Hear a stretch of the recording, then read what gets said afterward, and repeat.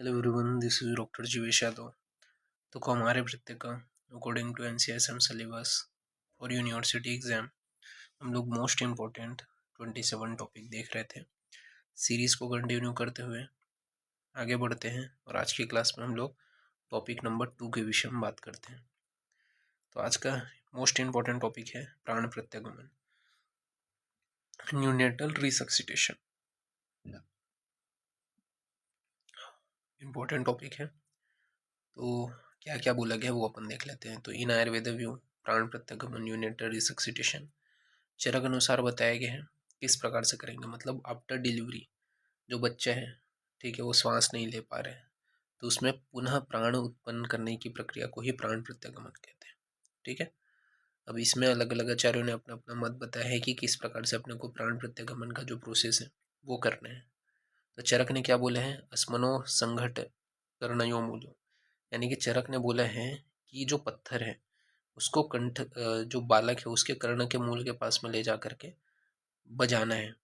ठीक है, इसके अलावा शीतोदक फेन उष्णोदकेन व मुख परिषेक, यानी कि शीतोदक व उष्णोदक से मुख का परिसेच करना है। कृष्ण कपालिका सूपा चैन मिभी घूर्णी यूर्यज्ञ चेष्टा, यानी कि कृष्ण कपालिका सूपा से उसे क्या है, हवा देना है। ये सारी चीज़ें बताई गई हैं। तो चरक का मत है कि प्रसूता स्त्री की अपरा गिरने के लिए कार्य करते हुए उत्पन्न होने के बाद कुमार के लिए निम्न कार्य करना चाहिए। तो चरक के मत के अनुसार प्रसूता स्त्री की अपरा गिरने के लिए कार्य करते हुए उत्पन्न होने के बाद कुमार के लिए निम्न कार्य करना चाहिए, जैसे कि दोनों पत्थरों के टुकड़ों को लेकर के बालक के कान के मूल में अर्थात कान के पास में बजाना चाहिए। ठीक है, जिसके वजह से क्या होता है, तो according to modern sound stimulation की वजह से स्टिमुलेटरी ऑडिटरी नर्व जो है वो स्टिमुलेट होता है, जिसकी वजह से इम्पल्स रीच होता है रेस्पिरेटरी सेंटर तक। फिर रेस्पिरेटरी सेंटर से आपका स्टिमुलेशन होता है, फिर इनिशियल रेस्पिरेशन स्टार्ट हो जाता है बेबी का। इसी प्रकार गर्म या शीतल जल से बालक के मुख का परिसेच करने से इस क्रिया से प्रसव में उत्पन्न हुआ जो कष्ट है या पीड़ा है वो प्राण को पुनः बलिष्ठ बलिष्ठ हो जाता है। तो इसकी वजह से जब छिड़कते हैं, स्प्रिंकलिंग करते हैं, ठीक है, वाटर को, वार्म वाटर को, हल्का सा लूक वार्म वाटर को, तो alternate with cold water, cold receptor present on the face are stimulated, facial nerve stimulation, जिसकी वजह से इम्पल्स रीच होगा respiratory centre through reticular fibres. फिर रेस्पिरेटरी सेंटर में स्टिमुलेट होने के बाद इनिशियल रेस्पिरेशन एफर्ट करेगा बच्चा। यदि बालक के भूमिष्ठ होने पर चेष्टा का अभाव हो तो कृष्ण कपालिका सूपा द्वारा तब तक वायु करें जब तक कि श्वास प्रश्वास एवं अन्य चेष्टाएं सामान्य न हो जाए। ठीक है, artificial respiration if baby is एचेस्ट does not respond to above method as special method mentioned in Charaka Samhita. ठीक है, that is fanning with common, क्या बताया गया, कॉमनिंग bucket made of a Krishna kapalika should be used until sign of a life come back और baby is revived. ठीक है, तो ये यहाँ पे बताएगा, बाकी इसका मैकेनिज्म मत लिखना। ठीक है, ये थोड़ा सा मैंने ऐसे प्लॉट कर दिया है। मेन चीज़ है हिंदी याद रखना है। ठीक है, हिंदी इंपॉर्टेंट है। कृष्ण वर्ण की शिशु के नेत्र के लिए हितकर है तथा अधिक चमकीला नहीं हो, मतलब सॉरी, कृष्ण वर्ण का जो सूप है वो क्यों यूज़ करते हैं, क्योंकि वो क्या है, हितकर होता है और अधिक चमकीला नहीं होता, जिसकी वजह से बेबी को कोई हानि नहीं होगा। फिर यहाँ पे सुश्रुत ने क्या बोला है प्राण प्रत्यागमन में, तो सुश्रुत ने बोला है अथ जातस्थो पानीय, यानी कि जन्म उपरांत केवल जरायु हटाने का उल्लेख किया है। जन्म के उपरांत केवल जरायु हटाना चाहिए, ये किसने कहा है, तो ये जो है कश्यप ने बोले हैं, उल्लो परिमार्जन बोले हैं।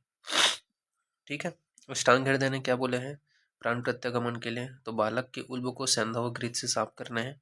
ठीक है, सॉरी, जरायु को हटाना है, जरायु मतलब प्लेजेंटा को हटाना है, ये जो है सुश्रुत ने बोला है। उल्ब मतलब वर्निक्स क्योसियोसा, इसको सेंधव और घृत से साफ करना है उल्ब को या बालक का। अष्टांग हृदय ने बोला है तथा बालक के शरीर पर बलत तल से मालिश करना है। वह कर्ण मूल में पत्थर बजाना है तथा मंत्रोच्चारण करना है दक्षिण कर्ण में। ये जो है अष्टांग हृदय ने बोले हैं। अष्टांग संग्रह ने क्या बोला है, मूर्छित या अनकॉन्सियस एस्फिक्सिएंट जो बालक है उसमें क्या है, क्यों होता है उसके पीछे रीजन बताए हैं कि अति प्रबल मोह होने के कारण, ठीक है, क्ले क्लेश अनुरूप रोदन में असमर्थ होने के कारण, जो क्लेश उसने सहा है गर्भ के अंदर उसके वजह से वो रो नहीं पा रहा है, उसमें असमर्थ होने के कारण, ठीक है, वो अनकॉन्शियस होते हैं। शारीरिक धातुएं अव्यवस्थित होती हैं, इस वजह से अनकॉन्शियस होते हैं।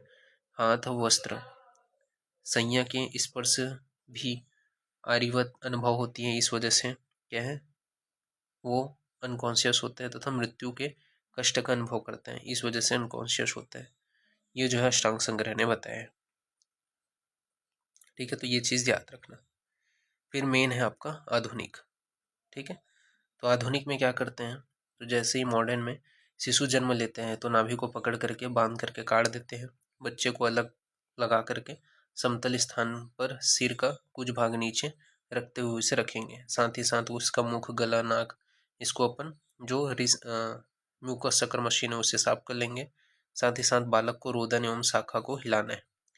अब यहाँ पे क्या देखते हैं, बच्चा अगर रो नहीं रहे हैं, ठीक है, श्वास नहीं ले रहे हैं, तो 1 मिनट तक अपन उसका अबगारी स्कोर देखेंगे। अबगारी स्कोर मतलब क्या होता है, तो ए फॉर अपेरेंस, ठीक है, पी फॉर क्या होता है, पल्स रेट, सी फॉर क्या होता है, मसल टोन या ग्रेम स्टोन, ठीक है, ए फॉर क्या होता है, जो आपके एफ्लेक्शन है, ठीक है, वो हो गया।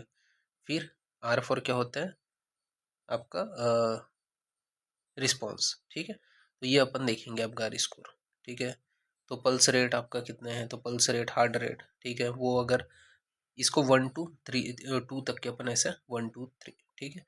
अगर हार्ट रेट अपसेंट है तो 0 देंगे, ठीक है, ये जैसे कि ये 0 हो गया, ठीक है। अगर हार्ट रेट 100 से कम है, ठीक है, तो उसे 1 देंगे, ठीक है। और अगर हार्ट रेट मोर देन 100 है तो उसे 2 देंगे।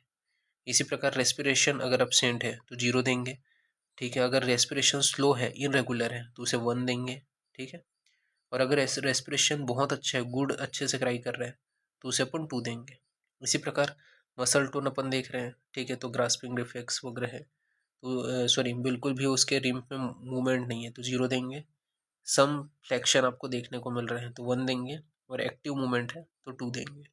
इसी प्रकार रिफ्लेक्शन अगर नहीं है, नो रिस्पॉन्स, तो 0 देंगे। ग्रेमिनेंस है तो 1 देंगे। कफ अनस्नीजिंग है या क्राई कर रहा है बेबी, तो उस कंडीशन में 2 देंगे। इसी प्रकार कलर जो है ब्लू और रेड है तो उसे 0 देंगे। अगर साइनोसिस है तो 1 देंगे, और कंप्लीट पिंक है तो उसे अपन क्या देंगे, 2 देंगे। तो इस प्रकार से ये पांचों को अपन जोड़ते हैं। और अबगार स्कोर क्या है, उसके परिणाम के आधार पर जैसे यहाँ पे बताया गया 1 मिनट में देखेंगे। अगर अबगार स्कोर 8 से 10 के बीच में आ रहे हैं, जोड़े हमने सभी को, 2 2 2 2 ऐसे ऐसे करके टोटल अब का 8 या 10 आ रहे हैं, या 1 2 3 ऐसे ऐसे करके जो उसका दिख रहा है उसके अकॉर्डिंग। अगर वो 8 से 10 आ रहे हैं तो सामान्य शिशु है, 6 से 7 आ रहे हैं तो हल्का श्वास अवरोध है, 3 से 4 आ रहे हैं तो मध्यम श्वास अवरोध है, 0 से 2 आ रहे हैं तो तीव्र श्वास अवरोध है। तो ये आपको देखने को मिलता है। जिन बच्चों में श्वास अवरोध हो रहा हो उनमें 5 से 10 मिनट तक पर पुनः अबगार स्कोर करना चाहिए, ठीक है। तो जिनमें सांस अवरोध हो रहे हैं उनमें 5 से 10 मिनट में पुनः जो है अबगार स्कोर करना चाहिए। ये यहाँ पे बताया गया है, तो इसको आपको ध्यान में रखना है, उसका चेक करना है। फिर प्राण प्रत्यागमन की विधि कैसे बताया गया है, तो जन्म के तुरंत बाद शीघ्रता से सुखा करके गर्म स्थान पर ले जाना है, ठीक है। फिर उसको क्या करना है, पीठ पर लेटा करके सिर को हल्का से, अच्छा वही नीचे की ओर जो है चिकित्सक की तरफ रखना है, म्यूकस सकर मशीन से या सक्शन मशीन से उसके मुख को साफ करना है। फिर 10 से 12 मिनट से अधिक यंत्र का प्रयोग नहीं करना है, जो सॉरी सेकंड से, ठीक है। इसके अलावा सक्शन निकालने के बाद में ऑक्सीजन देना है। अबगारी स्कोर को 1 मिनट तक अपने को देखना है। अगर अबगारी स्कोर 1 से 7 तक है तो मध्यम है, ठीक है, तो O2S लगा करके अपन उसे मास्क में रख देंगे। अगर 3 से 4 के बीच में आ रहे हैं तो लेरेंजियोस्कोप के द्वारा गले की सफाई करेंगे। बैग मास्क की सहायता से बच्चे को ऑक्सीजन देंगे। प्रथम 3 बार श्वसन हेतु दाब जो है वो 25 से 30 अपने को रखना है, ठीक है। 25 से 30 जो है कंसंट्रेशन ऑफ वाटर, बाद में हटा करके 15 से 20 सीएम ऑफ वाटर में रखना है, और श्वास की गति 20 से 40 पर मिनट देना चाहिए। फिर इंक्यूबेशन अगर 0 से 2 के बीच में है तो इंक्यूबेट करना पड़ेगा, ठीक है। तो उस कंडीशन में अपन क्या है, 3 किलोग्राम का है तो 3.5 mm का अपन जो है जो प्रेशर है उसको अकॉर्डिंग कर रखेंगे, ठीक है। 3 से, ये यहाँ पे बताया गया 2 से 3 किलोग्राम का है तो 3 mm, 1 to 2 किलोग्राम का है 2.5 mm, 1 किलोग्राम का है 2 mm, ठीक है। इसके अलावा हृदय का अभ्यंग करेंगे, ठीक है। हार्ट रेट को अपन देखेंगे और मिली, ये सारी चीज़ें बताई गई है, ठीक है। फिर true finger technique, thumb technique, ठीक है। ये अपने को two finger technique, thumb technique, इससे अपने को उसको रेस्पिरेशन कराना है। फिर अगर यदि श्वसन नियमित ना हो, माना कि अगर श्वसन फिर भी नियमित नहीं हो रहा है तो पैथेडिन दिया गया हो, ठीक है। उस कंडीशन में अपने को पता चल रहा है कि पैथेडिन दिया गया है बच्चे को या मदर को, ठीक है। तो उस कंडीशन में शिशु को नैलोक्सोन देंगे 1 ग्राम पर केजी बॉडी वेट के, mg पर केजी बॉडी वेट के हिसाब से। यदि गति सही है तो नैलोक्सोन 0.01 mg पर केजी बॉडी वेट के हिसाब से IV देंगे। फिर औषधि बताएगी इंक्यूबेशन में, यदि हृदय की गति कैसी है, 0 है, ठीक है, पर मिनट है, या सॉरी 60 पर मिनट, 0 बोलता हूँ, 60 पर मिनट से कम है, तो उस कंडीशन में अपन एड्रेनलिन देंगे और इपिनेफ्रिन देंगे 1:1000 में, 1 to 3 ml पर केजी बॉडी वेट के हिसाब से, ठीक है, IV थ्रू अम्लाइकल वेन। यदि अबगारी स्कोर लेस देन 5 है विद इन 5 मिनट, तो हृदय की गति साम्यावस्था ना हो रही है, तो अपन उस कंडीशन में NaHCO3 का 7.5% सोल्यूशन देंगे 1 to 3 cc पर केजी बॉडी वेट के हिसाब से। यदि शिशु शॉक में है तथा नाड़ी गति धीमी है तो एक्यूट ब्लीडिंग विथ हाइपोवोलेमिया है, तो उस कंडीशन में एस्मोसेल तथा रिंगिंग लैक्टेट देंगे 10 cc पर केजी के हिसाब से। और यदि प्रसव पूर्व 6 घंटे में माता को क्या है, पैथेडिन दी गई है तथा शिशु को उसमें साइनोसिस जो है वो देख रहे हैं, इरेगुलर रेस्पिरेशन है, तो नैलोक्सोन देंगे, ठीक है, 1 ml पर केजी बॉडी वेट के हिसाब से। यदि 5 मिनट के बाद में स्कोर 7, ठीक है, तथा शिशु को माँ के पास में रख देंगे। अगर 5 मिनट के बाद में स्कोर अगर 7 आ रहा है मोर देन, तो शिशु के पास शिशु को माँ के पास में रख देंगे। यदि कम है तो बच्चे को विशिष्ट परिचर्या कक्ष यानी कि NICU में रखा जाता है। मोड ऑफ व्यू बताए गए हैं, तो asphyxia is a most important contributing factor for a perinatal morbidity and mortality. Meaning of a resuscitation is a revival of a newborn child for apparent death, ठीक है। तो ये यहाँ पे बताया गया, साथ ही साथ बताया गया the primary aim of resuscitation at birth is to achieve the normal care temperature adequate ventilation oxygen cardiac output tissue oxygenation cardiac output tissue perfusion in a asphyxiant baby. Method बताया गया है टेप्स मतलब टी से prevent heart loss and maintain of a temperature, A से a part airway, B से intubation of a breathing, और C से क्या है maintain circulation. At birth normal physiological changes, replacement of A fetal lungs fluid approx 20 ml with air initi sorry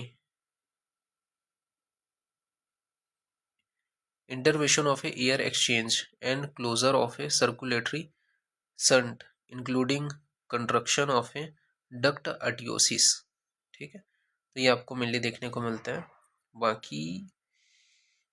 बाकी next आपका बताया गया यहाँ पे टर्म गैस, यहाँ पे आपको क्या देखने को मिलेगा इसमें, तो सबसे पहले बताया गया term gestational breathing crying good tone, ठीक है। अगर नहीं है तो warm clear airway if necessary try stimulation देंगे, ठीक है। हार्ट रेट अगर लेस देन 100 है, ठीक है। तो अगर ये ऐसे है तो PPV, ठीक है, SpO2 मॉनिटर करेंगे, ठीक है। तो ये चीज़ को उतना नहीं पूछा जाता है, तो इसको रहने देना, ठीक है। मेन ऊपर की औषधियों को ही याद रखना, ठीक है।